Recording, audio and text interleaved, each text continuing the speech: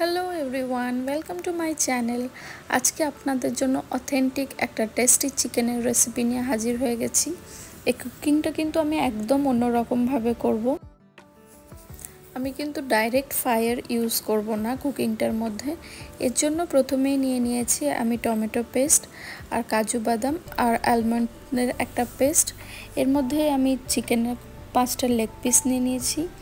এর মধ্যে দিয়ে দিচ্ছি নুন,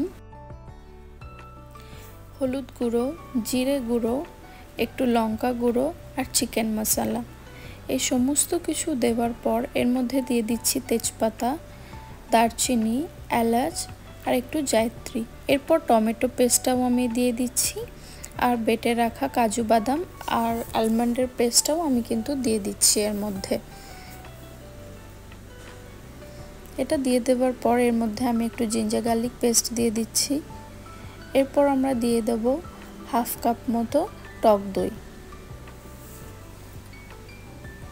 এরপরে দিয়ে দিচ্ছি 2টো শুকনো লঙ্কা আর ভেজে রাখা পেঁয়াজ। পেঁয়াজটা আমি আগে থেকেই ভেজে রেখেছিলাম। এরপরে আমি দিয়ে দিচ্ছি রঙের জন্য কাশ্মীরি রেড চিলি পাউডার। এরপর আমি দিয়ে দিচ্ছি ঘরে বানিয়ে রাখা একটা মশলা। এই মশলাটার রেসিপি কিন্তু আমার অন্যান্য ভিডিওতে রয়েছে, আপনারা চাইলে দেখতে পারেন। আমি লিঙ্কটা ডেসক্রিপশন বক্সে দিয়ে দেব। আমি ভালো করে মাখিয়ে নিলাম হাত দিয়ে। তারপরে এর মধ্যে দিয়ে দিচ্ছি একটু সর্ষের তেল আর 2টো গোটা আলু। যারা আলু না পছন্দ করেন তারা দেবেন না। তারপরে ম্যারিনেট করে 2 ঘন্টার জন্য রেখে দেবেন। এরপরে একটা আমি তাওয়া নিয়ে নিয়েছি। এরকম পুরনো তাওয়া সবার বাড়িতেই থাকে। তাওয়াটা ভালো করে হিট করে ওটাকে লো করে দেবেন ফ্লেমটা, তারপরে হাঁড়িটা চাপিয়ে দেবেন। এইভাবেই কিন্তু ডাইরেক্ট হিটে কুকিংটা হবে না, এটা ইনডাইরেক্টভাবেই হবে।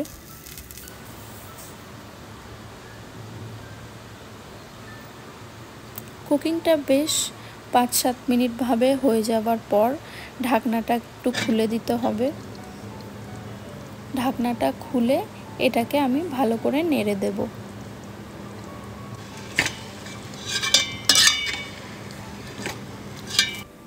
নাড়া হয়ে গেলে আবার আমি ঢেকে দেব। তারপরে আবার ঠিক 5 মিনিট পর আমি এটা খুলব। তারপরে কিন্তু ভালো করে আমি দেখে নেব আর আরেকবার ভালো করে নেড়ে চেড়ে নেব। এরপরে কিন্তু আমরা অন্য প্রসেসের মধ্যে চলে যাব কুকিংটা।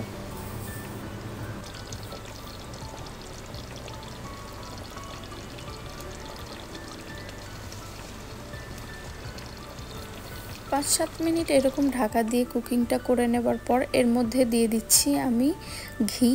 তারপরে কিন্তু আমি একটা ফয়েল পেপার দিয়ে এই হাঁড়ির মুখটা ভালোভাবে আমি বন্ধ করে দিয়েছি। এরপরে কিন্তু আমি গ্যাসটা বন্ধ করে দেব। পুরো কুকিংটা কিন্তু সম্পূর্ণ ভাপে হবে। আধ ঘন্টা রেস্টে রাখার পরে আপনাদেরকে আমি দেখাচ্ছি। এই যে দেখুন কি দারুণ হয়েছে, কি সুন্দর রং ছেড়েছে।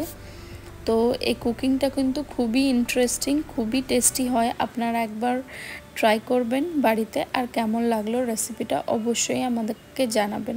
থ্যাংক ইউ ভিউয়ার্স আমার ভিডিওটা পুরোটা দেখার জন্য। আরও এরকম নতুন নতুন রেসিপি দেখার জন্য প্লিজ আমার চ্যানেলটাকে সাবস্ক্রাইব করুন, আর আমার চ্যানেলটা প্লিজ আপনার প্রিয়জনদের সাথে শেয়ার করবেন। Take care, bye by.